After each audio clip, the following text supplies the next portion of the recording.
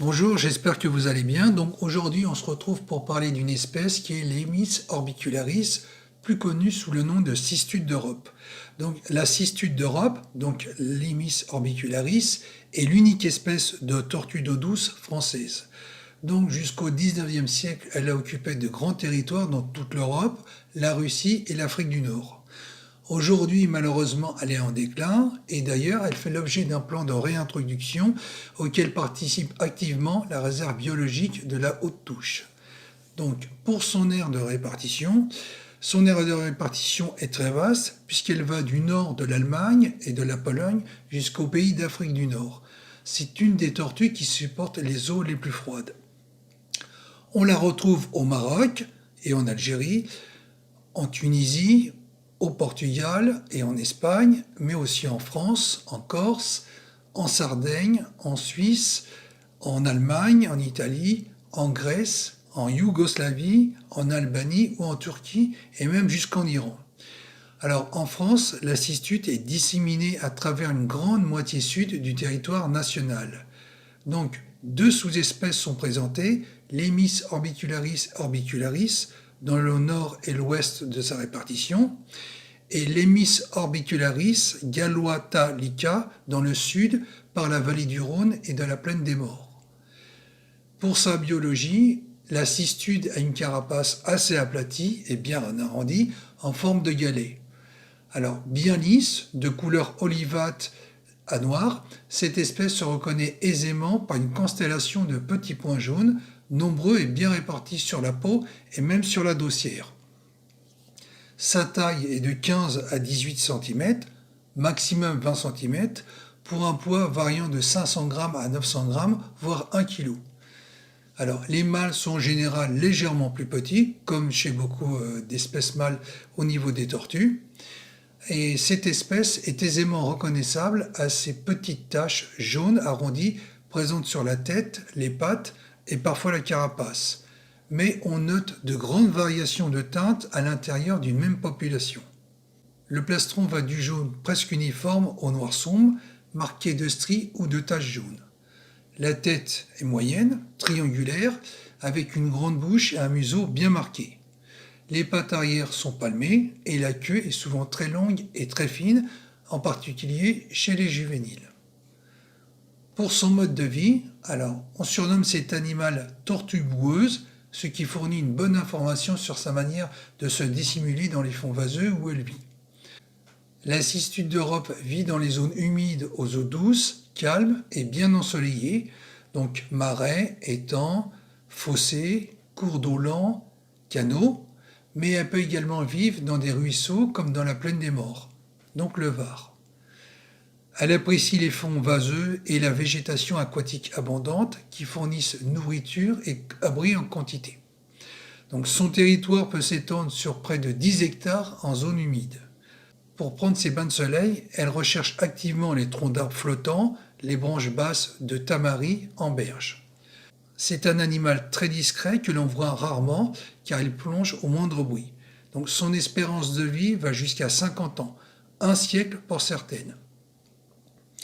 La famille Emididae, le genre Emys, sous-espèce Emys orbicularis orbicularis, Emys orbicularis Fritz Juer Genopsti, Emys orbicularis hellenica, Emys orbicularis luteo fusca et enfin Emys orbicularis occidentalis. Pour son habitat, la cistude habite les mares, les marais, les étangs et rivières à cours lents. Elle se nourrit essentiellement de proies animales qu'elle capture dans la végétation aquatique, donc les insectes, les crustacés, les mollusques, les poissons malades et éventuellement les amphibiens. Mais elle consomme également des charognes dans l'eau. La cistude utilise la chaleur solaire justement pour se mettre en activité. Donc pour ce faire, elle utilise des solariums, donc des touradons, troncs d'arbres morts, etc., pour prendre des bains de soleil durant de longues heures. Elle se tient à l'abri du vent en utilisant les rideaux de végétation de type phragmite qui laissent pénétrer facilement le soleil. Pour sa maintenance, il faut opter pour un aquaterrarium dont la dimension est d'au moins 5 fois la taille de la carapace. Donc il faut prévoir un aquarium de 1,20 m sur 50 minimum pour un couple de cistudes. En plus de la partie aquatique, une partie terrestre devra être créée.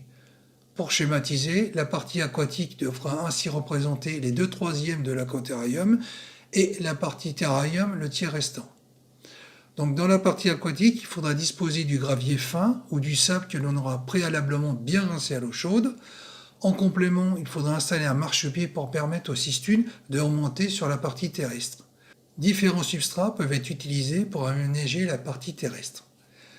Pour la décoration, c'est une bonne idée que d'installer des plantes artificielles qui flotteront à la surface de l'eau. Donc elles sont très ressemblantes aux plantes véritables avec l'avantage d'être plus durables et robustes. Un poster viendra en renfort et sera installé sur l'arrière de l'aquaterrarium ou mieux sur les 3/4. Alors pour la partie aquatique, il faudra s'équiper d'un néon de 5% accompagné de son ballast qui sera installé au-dessus de la partie terrestre. En accompagnement, une ampoule chauffante infrarouge de 50 watts sera aussi installée au-dessus de la partie terrestre pour la thermorégulation. Ou à la place, si les finances le permettent, d'installer une ampoule de marque Solaraptor de 50 watts, donc accompagnée de son ballast de même puissance, pour avoir un ratio UVB chaleur optimisé, ce qu'on appelle un combo. Alors, une pompe filtrante externe, qualitative, sera aussi installée pour avoir une bonne filtration de l'eau. Elle devra avoir une puissance de filtration qui fasse 5 à 10 fois le volume total d'eau par heure. Un thermoplongeur réglable d'une puissance de 50 watts ou plus sera aussi très utile. Donc naturellement, on reliera tous les équipements électriques à un programmateur d'horaire, sauf pour le thermoplongeur qui devrait être allumé en permanence. En supplément, un thermomètre d'aquariophilie sera posé sur un des coins de l'aquaterrarium pour vérifier la température. Donc la température de l'air 29 degrés, température de l'eau entre 25 et 27 degrés. L'hibernation. Cette espèce hiberne. L'hivernage a lieu de septembre à mars dans la vase ou simplement posé au fond de l'eau au pied des racines des roselières. Des cas d'hivernage en milieu terrestre ont été notés. Tas de feuilles, branchages.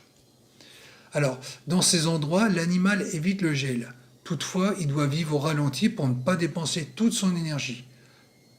Pendant les périodes de grand froid, son cœur ne battra presque plus. Alors, pour l'alimentation, donc essentiellement carnivore en début de vie, l'espèce deviendra omnivore à l'âge adulte. Donc, espèce opportuniste, elle se nourrit essentiellement de proies animales qu'elle capture dans la végétation aquatique. Donc, insectes tombés à l'eau, crustacés, mollusques, vers, poissons malades, blessés ou morts, éventuellement amphibiens. Mais elle consomme également des charognes dans l'eau. Alors, les larves d'insectes et les vers nourrissent très bien les cistudes d'Europe vivant en aquaterrarium. Il est important pour les tortues des marais qu'elles aient un régime alimentaire varié. Enfin, il sera aussi possible de leur offrir des granulés comme des sticks de marque Tetrareptoma de temps à autre. Pour le dimorphisme sexuel, il est moins accentué que chez les tortues d'eau douce du Nouveau Monde. Les mâles ont une queue plus forte à la base, mais sont un peu plus petits. Mais ils ont souvent le plaston plat et diffèrent peu des femelles. Toutefois, ils ont souvent des yeux couleur brique à rouge plutôt que jaune et une tête plus sombre que les femelles. Pour la reproduction, la maturité sexuelle est atteinte vers 6 à 8 ans minimum pour les mâles, plus tardivement vers 12-15 ans pour les femelles. Les accouplements ont lieu sous l'eau entre avril et mai et dépose ses œufs de juin à fin août. La femelle cherche pour pondre un site non inondable de type sableux ou argilo-limoneux. Précisément, elle choisit un site de ponte qui est adapté comme des prairies et landes sèches, des buttes de terre, des bords de chemin tous bien exposés au soleil et non inondables. Et la cistude creuse alors un trou pour y déposer délicatement ses œufs, puis le rebouche. Lorsque la terre est trop dure pour creuser, elle va l'humidifier et la ramollir grâce à l'eau qu'elle aura stockée dans des 2 cavités abdominales capables de contenir 10 centilitres. Ce site peut être relativement éloigné de son étang d'origine. la distance maximale observée entre l'étang et le site de ponte des cistudes est d'environ 500 mètres à vol d'oiseau.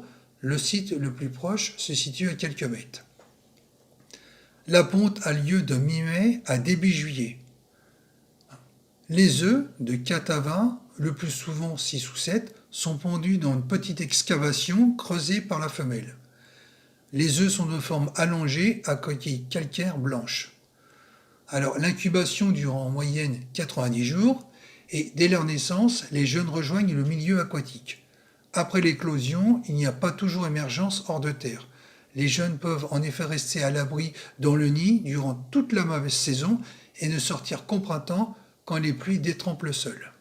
Les pontes et les jeunes sont très souvent la proie de prédateurs, malheureusement, entraînant un faible taux de reproduction, compensé par une durée de vie très longue, plus de 80 ans. Les cistudes sont fidèles à leur site de ponte, mais elles semblent également être opportunistes et se satisfaire de nouveaux sites, notamment quand leur site de prédilection est détruit. Si ceux-ci réunissent les conditions requises, orientation, granulométrie, pente, etc. Les juvéniles sont bien ronds, avec une très légère carène vertébrale et une légère dentelure sur les marginales. Leur couleur est olivâtre, avec un liseré jaune sur les marginales, et rapidement les points jaunes apparaissent sur l'ensemble de l'animal. Statut. Pour son statut, l'espèce est protégée réglementairement au niveau international, européen et français. Elle est présente sur la liste des espèces protégées en France, fait partie des espèces prioritaires européennes et de plusieurs conventions internationales. Sur le plan international, elle est inscrite aux annexes 2 et 4 de la directive européenne 92/43 de la Communauté européenne. Elle est donc soumise au certificat de capacité pour les détenteurs de longue date. Mais depuis longtemps, la vente et la détention de la cistude d'Europe sont interdites et punies par la loi. On arrive à la fin de la vidéo, j'espère qu'elle vous aura plu et diverti. Si c'est le cas, n'hésitez pas à mettre un like pour soutenir la chaîne. Exprimez-vous dans les commentaires, j'y réponds toujours. N'hésitez pas à vous abonner pour ne pas rater les prochaines vidéos. Et d'ici là, prenez soin de vous.